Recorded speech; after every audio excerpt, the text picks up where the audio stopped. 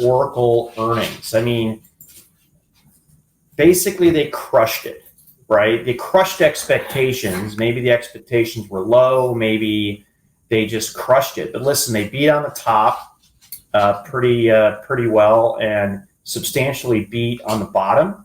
The day that they closed, they were up 12%.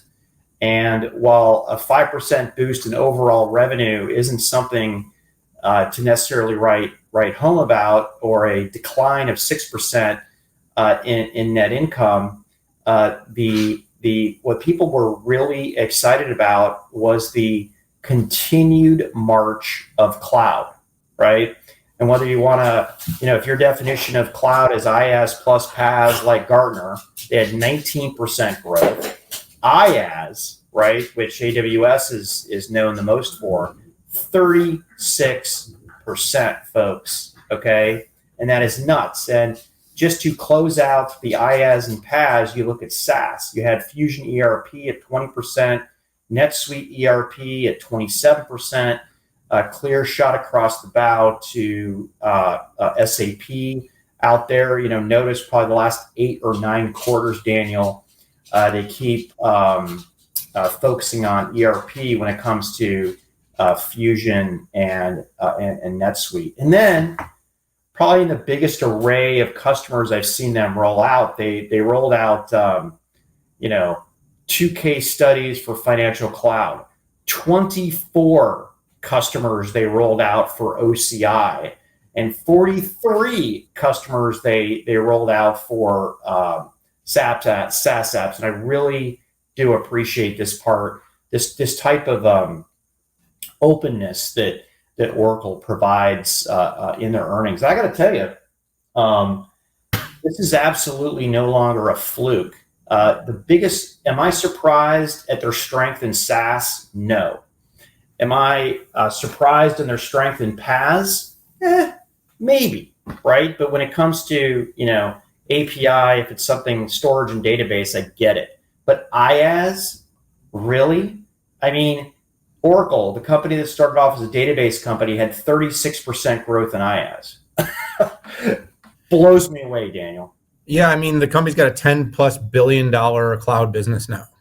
And a lot of people were critical of Larry Ellison's overtures about where he was going to take that business.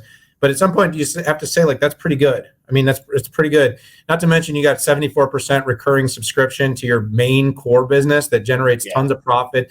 And in a market of instability, when I wrote my Market Watch piece about companies that are going to basically be your best bets during this risk period, Oracle's like a perfect example. They got a growth engine, double digits in their SaaS and now IaaS space. They've got products that are evolving and meaningfully improving, which you and I both said. Gen 1 stunk. Gen 2 has been fantastic. The autonomous products, database, that stuff has been very, very good. The NetSuite, that portfolio, all good. Pat, the other thing we're not really acknowledging, though, is that growth rate actually puts them on a very similar clip to Google Cloud and the recent growth from AWS. So it means they're not actually losing ground anymore. They're not necessarily gaining any ground against those bigger players, but they're actually keeping pace, which means when we always talk about that kind of overall outsized market growth, they are keeping pace of growth with the bigger cloud space. They're a player. That's, I think, where we're at right now. Are they number 3? Are they number 4? I think that's to be determined. But you can't continue to say, just because the old Oracle isn't cool, that you don't like them. Remember, and I tell people this every day, Pat, but 6-7 years ago, Microsoft wasn't cool either. Yeah. There was a time when that was different. So is this the beginning of that kind of transformation to Oracle becoming a hot, cool, savvy company? I don't know if the landscape will open the door to that, but they're doing a lot of things right. The growth is legit. The customers they're winning are real customers, and $10+ billion in cloud revenue.